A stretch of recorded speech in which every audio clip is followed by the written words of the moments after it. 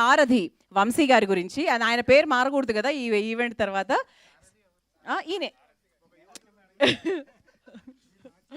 మా యదు వంశీ గారు. So welcome sir. So first of all congratulations to you. ఒక happy days, కొత్త బంగారు లోకం, తర్వాత కమిటీ కుర్రోళ్ళు. ఎందుకంటే ఈ 3 సినిమాలు కూడా స్టూడెంట్స్కి సంబంధించి, ఫ్రెండ్షిప్కి సంబంధించి, లవ్కి సంబంధించి బాగా హిట్ అయినటువంటి మూవీస్ కాబట్టి అలా కంపేర్ చేశాను. And it's over to you sir. అందరి తరఫున మీరే మాట్లాడేసేయాలి ఇప్పుడు. సపోర్ట్ ఇవ్వాలో అంత సపోర్టు మీ నుంచి మాకు వచ్చింది.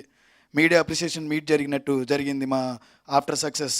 అది తర్వాత ప్రేక్షకులందరికీ ఓన్ చేసుకున్నందుకు థ్యాంక్ యూ సో మచ్. నేను థ్యాంక్ యూ చెప్పేది నిజంగా మమ్మల్ని హిట్ చేసినందుకు, సక్సెస్ చేసినందుకు ఇలా కాదు. ఎందుకంటే సక్సెస్ నిజం చెప్పాలంటే అందరూ ఫీల్ అయ్యారు, నేను ఫీల్ అవ్వలేదు. ఈ సక్సెస్ ఎప్పుడు ఫీల్ అయ్యామంటే ఎప్పుడైతే మమ్మల్ని అందరూ కూడా thank you so much for the cinema అని చెప్పారో ఆ రోజు మాకు చాలా హ్యాపీ అనిపించింది అనమాట. దానికి మీ అందరికీ కూడా చాలా రుణపడి ఉంటాను.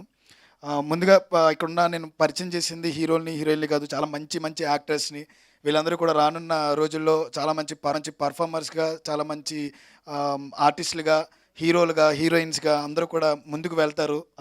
అలాంటి స్కోప్ ఇచ్చిన పింక్ ఎలిఫెంట్ పిక్చర్స్ నిహారిక గారికి, అదేవిధంగా మా జయు గారికి, ఫణి అన్నకి, మరి రమేష్ గారికి ఇలాంటి స్కోప్ ఇచ్చి మమ్మల్ని అందరినీ ముందుకు దింపి ఈ కుర్రోళ్ళందరికీ ఇంత మంచి లైఫ్ ఇచ్చిన, ఇంత ప్లాట్ఫామ్ ఇచ్చిన ప్రొడక్షన్ హౌస్కి, పీపుల్ అందరికీ కూడా చాలా రుణపడి ఉంటాం. మనకి ఒక సేయింగ్ ఉంది, some times we all will never know the value of the moment until it will becomes a memory. అలాంటి మెమరీని బంధించి ఒక సినిమా రూపంలో మీ అందరికీ తీసుకొచ్చి మేము పెట్టాం.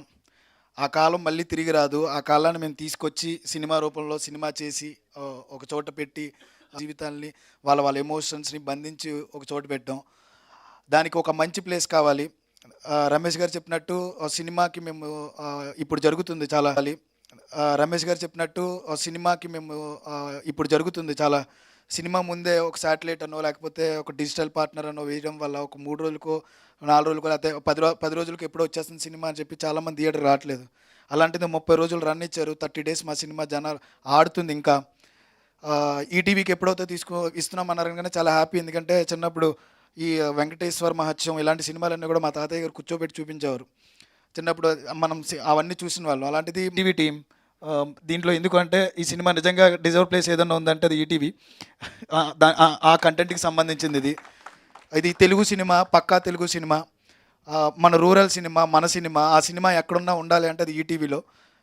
ఆ ప్లేస్ ఎంచుకున్నందుకు ముందు నిహారిక గారి గట్స్కి, అలాంటి గట్సీ రీజన్ తీసుకున్న ప్రతి మూమెంట్ నాకు తెలుసు. నిహారిక గారు తీసుకున్న ప్రతి డేరింగ్ డిసిషన్ వెనకాల ఒక కారణం ఉంది, ఒక ఎమోషన్ ఉంది. ఈ రోజున ప్రతి ప్రొడ్యూసరు ఎవరైతే చూస్తున్నారో లేకపోతే ఇది వింటున్నారో, సినిమాని ఒక 10 రోజులు థియేటర్లో చూసిన తర్వాత మనం ఓటీటీ గురించి కనుక అనౌన్స్ చేస్తే బేబీ థియేటర్ ఇంకా బతుకుద్ది.